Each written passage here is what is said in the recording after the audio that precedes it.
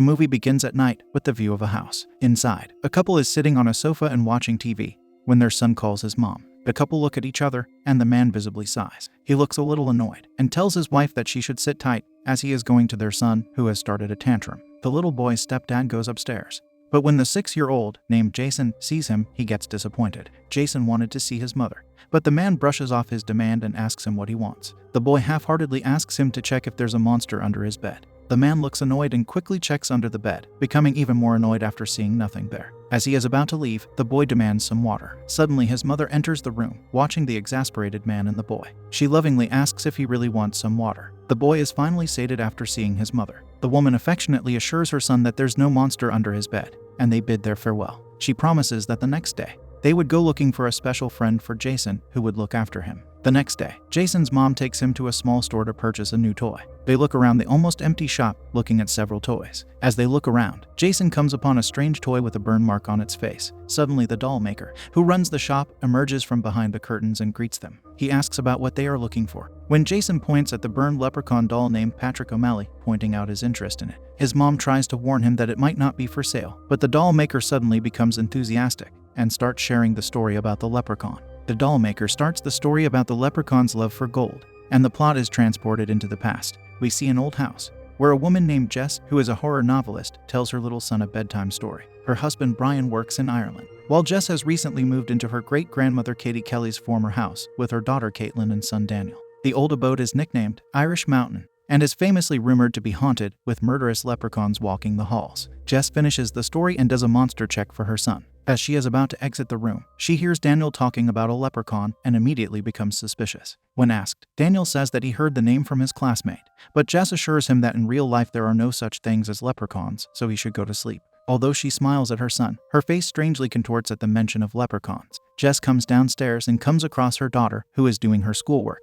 She also talks about the house being haunted, and how people keep telling her that there are a lot of ill deeds and ruthless slaughters that took place there. Jess brushes off Caitlin's concern by promising she would never let any harm befall their family. Jess assures her that since it's Halloween season, the kids are scaring her and there are no little monsters lurking in the house. Caitlin finally leaves the topic and becomes happy when she hears they will be ordering pizza the next day, before Halloween celebrations. Later, Caitlin goes back to her room, and Jess is left all alone in the living room. As she rests on the sofa, drinking some tea, she hears strange music coming from the fireplace. She decides to get up and investigate, but then quickly dismisses it and goes to work on her novel. As she writes, someone from the outside points a flashlight into the house, and she slowly takes a knife and gets up. The anticipation is soon concluded when she finds that it is none other than her childhood best friend, Susan. They come in and chat. Susan, who is now a sheriff's deputy, is on a round and has come to check in on her. They talk, and Jess mentions about the stories circulating around her children's school, and how everyone has been talking about weird things happening here. Susan looks at her friend, and then mentions that half of it is true, but Jess refutes her claim. She tries to make Jess remember the day when they were 13,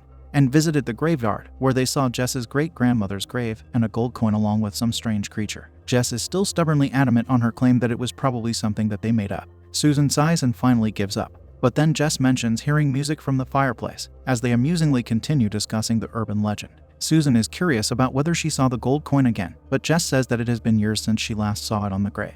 The friends then say their farewell and shortly part ways. The next morning, Jess wakes up and has a video chat with her husband, who, noticing her distress, shows concern, but the woman lies that it is only the stress of the move and nothing else. Her husband then greets their children and cuts the call, after saying that he will be returning the next day. Jess sends off the kids to school and comes back to work on her novel. Low on inspiration, she moves around the house aimlessly and then goes out to fetch the mail. There, she sees a leprechaun doll inexplicably lying on the porch. She takes the scary-looking doll inside and puts it on a shelf. Intelligent move, Jess. The day continues, with Jess working around the house, and the doll moving from one place to another creepily. Despite this, the woman still keeps the doll and goes to clean the fireplace. While cleaning it, she finds a strange key, as well as a small metal door with the inscription, "Blood for Gold," written over it. She tries to open it, but to no avail. Meanwhile, a strange shadow keeps watch on her from the background. She then picks up a rod to pry it open, when suddenly, she is hit by a strange object. Looking back, she finds the same doll from the porch fallen behind her. She picks it up and hears the noises of her children coming back from school. After a little chat, they go to do their homework, while Jess forgets the doll on the kitchen table. Day turns into night, and Susan, all dressed up in her Halloween costume, comes to take Daniel and Caitlin out for trick-or-treating. After they have their pizza, the children quickly go to change into their costumes while Susan finds the leprechaun doll. Jess tells her how she found it lying on the porch that afternoon. She takes the doll from her and throws it out, but later when she looks at the trash can, the doll has mysteriously disappeared. Jess bids the trio farewell and comes back to find the escaped leprechaun. She gets flashbacks of her childhood, when she and Susan saw the leprechaun and were chased by it. The vision twists and turns, and she sees her current self holding a knife in her hand. She creepily smiles at the knife. But as she is about to hurt herself, her daughter's voice intervenes, dissolving the vision. She quickly drops the knife and asks her children how their trick-or-treating went.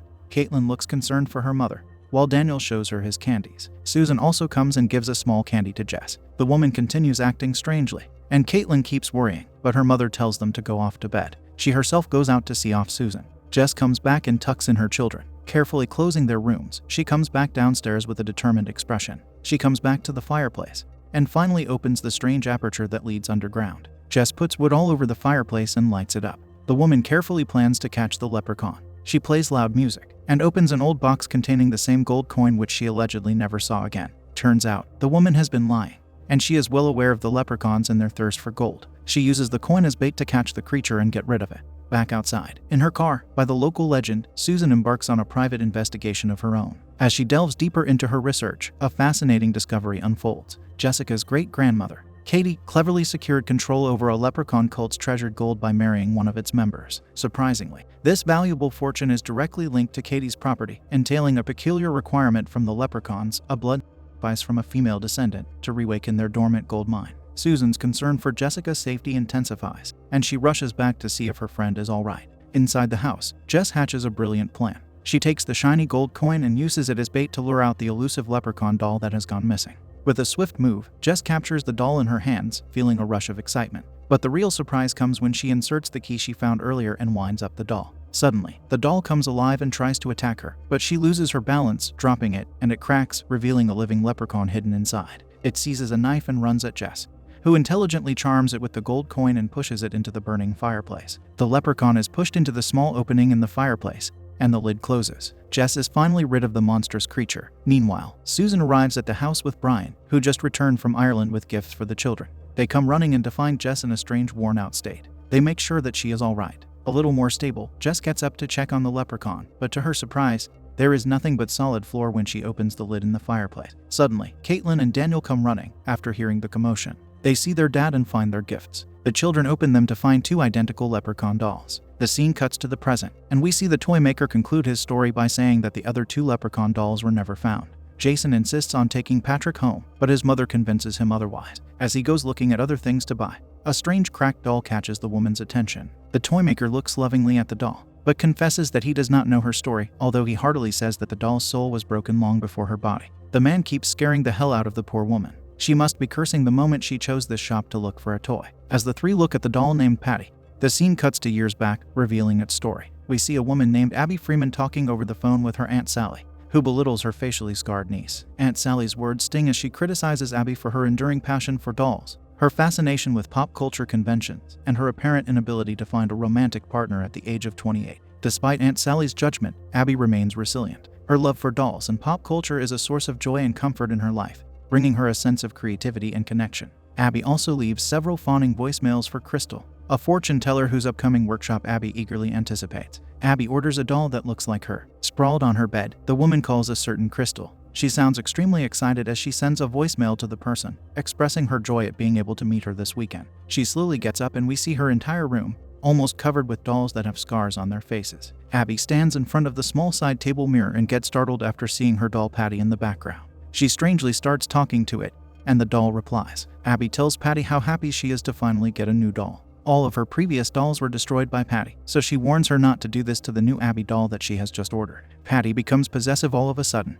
and tells her that she belongs with her and no one else. The atmosphere turns tense and dark, as Patty keeps reminding her how everyone abandoned her after the fire. Only Patty was there for her, and they both belong together. Suddenly the bell rings, and Abby immediately perks up. She runs outside to pick up her new doll. She takes the doll in and keeps it beside her the entire night, lest Patty destroy it too. The next morning, Abby gets all dressed up and goes to attend the Magna Con in Atlanta, with Patty in a wagon full of dolls. While in a lift, a drunken man insults Abby and makes fun of her by calling her a freak. Patty becomes angry and verbally abuses the man, who gets shocked and comes closer. Just as he is about to touch the doll, Patty slices his hand. Shocked, the man tells everyone how the doll attacked him, but everyone ignores the drunkard. After this incident, Abby resolves to avoid further awkward encounters and decides to take the stairs to navigate her surroundings more discreetly. However, fate has a different plan in store for her. As she carefully ascends the stairs, lost in her thoughts, Abby unexpectedly comes across Jeremy, her ex-boyfriend, whom she still carries a torch for. Surprised and flustered, Abby and Jeremy lock eyes,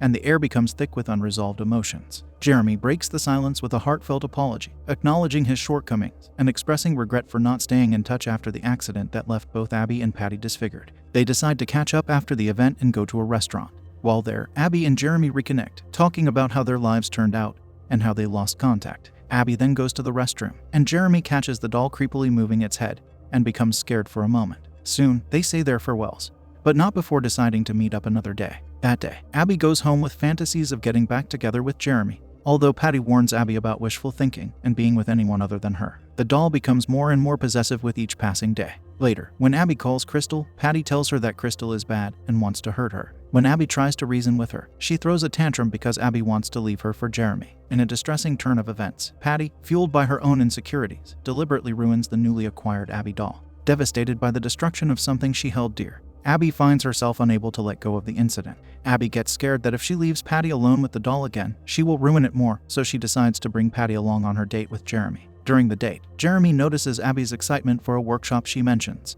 and he becomes happy for her. They connect, and Jeremy tells her how beautiful she looks when she is happy. Abby shares that she kept their Valentine's picture, and Jeremy beams at this revelation. As the evening unfolds, tensions simmer beneath the surface. Patty's presence introduces an unsettling energy to the atmosphere. Strangely, during the course of the date, Patty uses her paranormal abilities, causing Jeremy's drinking glass to unexpectedly shatter. Caught off guard and physically harmed, Jeremy's mouth is cut, leaving him visibly shaken. Overwhelmed by the bizarre occurrence, Jeremy abruptly leaves the scene, his departure leaving Abby feeling a mix of concern and frustration. But she gets a warm feeling in her heart when Jeremy tells her that he also kept their picture before he leaves. Abby picks up Patty and leaves for the workshop. She scolds Patty for hurting Jeremy, and the doll makes excuses by saying that the man is bad and she protected her. Arriving at the designated location, Abby's anticipation quickly turns to disappointment as she learns that Crystal has unexpectedly canceled the event.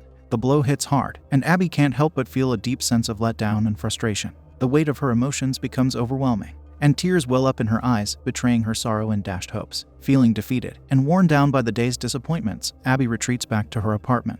The weight of her emotions continues to burden her, and as the tears flow freely, she finds solace in allowing herself to cry herself to sleep. The woman wakes up in the middle of the night to Patty cooking up another mischief. Seeing the doll, she closes the door and goes back to sleep. The next day, Abby promises Patty she won't see Jeremy anymore. She will go to his apartment and tell him that they shouldn't meet from today on, so Patty must promise not to hurt the Abby doll until she comes back. Patty agrees, so Abby takes a deep breath, bracing herself for the difficult task ahead, and makes her way to Jeremy's hotel room to have the intended conversation. However, as Abby and Jeremy find themselves face to face, their unresolved emotions erupt, leading to a passionate moment. Their connection reignites, and their encounter escalates into an intimate moment. In the heat of the moment, the intensity of their desire overrides Abby's initial decision to sever ties with Jeremy. Afterward, with conflicting emotions swirling within her, Abby is faced with a difficult decision. Ultimately, she reaches a painful conclusion: she must let go of Patty. Realizing that Patty's presence has caused complications and blurred her path to happiness, Abby makes the difficult choice to prioritize her own well-being and desires over their complicated relationship. Conclusively, Abby decides to give up Patty instead. When Abby returns to her room, Patty asks if she is done with Jeremy. She reluctantly lies, unaware that the wicked doll knows everything. As Abby goes to take a shower, the evil creature performs an occult ritual with the Abby doll, connecting it to the real Abby. Patty repeatedly puts a knife in the doll, which causes bloody wounds to appear on Abby's body. Back in Jeremy's room, the man stirs from his sleep, disturbed by an unexpected noise. As he groggily tries to comprehend the situation, his laptop screen flickers to life, revealing the image of Patty. A chill runs down his spine as he realizes that this wicked doll has somehow infiltrated his laptop. With an eerie and taunting message, Patty lures Jeremy towards Abby's room, a combination of curiosity and trepidation compelling him to investigate further. When he arrives, Jeremy finds Abby transformed into a life-size doll. He tries calling Abby to snap out of it, but it is already too late. The life-sized Abby doll attacks Jeremy ruthlessly, and finally Patty's revenge is sated. The following morning, hotel housekeepers find two perfect little Abby and Jeremy dolls lying on the bed. And the real Abby and Jeremy are nowhere to be found, nor is Patty. One of the housekeepers takes a liking to the pair of dolls and decides to take them as a gift to her granddaughter. Intrigued by the peculiar dolls, the woman feels drawn to them. Something about their intricate craftsmanship and mysterious aura captivates her. Thinking of her granddaughter, she decides to take the pair of dolls as a special gift for the young girl. Little does the housekeeper know that she is carrying with her more than just a simple toy. The story ends with the dolls getting carried away by an ignorant woman who sees them as innocent and diminutive. The scene cuts to the present, and we see Jason's scared mom trying to drag her son away from the creepy store. She tries to persuade him to go look for a toy in another store. After listening to the scary stories of the previous two dolls, who can blame the poor woman? Anyone would be scared after encountering the creepy toy maker. Jason, on the other hand, is adamant on buying a toy from this shop alone. When he goes off to a corner looking for something, his mother asks the toy maker if the toys he is looking at have any stories, to put herself at ease. The toy maker vaguely replies that everything in the world has a story to tell. Jason finally decides to buy a clown and names him Giggles. The toy maker happily sells the clown, saying enthusiastically that the clown would always protect Jason's happiness and smile. Jason finally comes home with Giggles. That night, in the darkness, Jason's innocent voice calls out for his mom, seeking solace and comfort. However, his stepdad's anger ignites, his temper flaring up in response to the young boy's plea. Rising abruptly, his voice dripping with rage, he commands Jason's mother to remain silent and forcefully sits her down when she attempts to intervene. Driven by his fury, his stepdad determines that today is the day he will teach Jason a harsh lesson, hoping to eradicate the boy's persistent fear and vulnerability. The sinister intent behind his words hangs heavy in the air as a foreboding sense of impending danger fills the room. Unbeknownst to him, an unseen force watches over Jason and senses the imminent threat. Giggles, ever vigilant and protective, becomes a silent guardian in the shadows. With an otherworldly presence, Giggles prepares to take action, ready to defend his young companion from the impending harm. The man swiftly goes up to the room and takes out his belt. He menacingly asks Jason where the bloody monster is. The scared little Jason is lost for words. His stepfather pushes the cupboard door open and pretends to look around. Then he asks about Giggles, who is lying under the bed. In an attempt to take the clown away from the boy, the man bends down and looks under the table, but instead, he himself becomes the prey. With an unexpected burst of supernatural strength, Giggles lunges forward and pulls him under the bed, unleashing a fierce attack upon him. Beneath the bed, a fierce struggle ensues, hidden from the prying eyes of the poor little Jason. Claws and teeth clash against the darkness as Giggles devours the abusive man. Silence takes over moments later, and when Jason looks, he is unable to find his stepfather. The chilling movie ends just like it started, with Jason's scared voice calling out for his mom.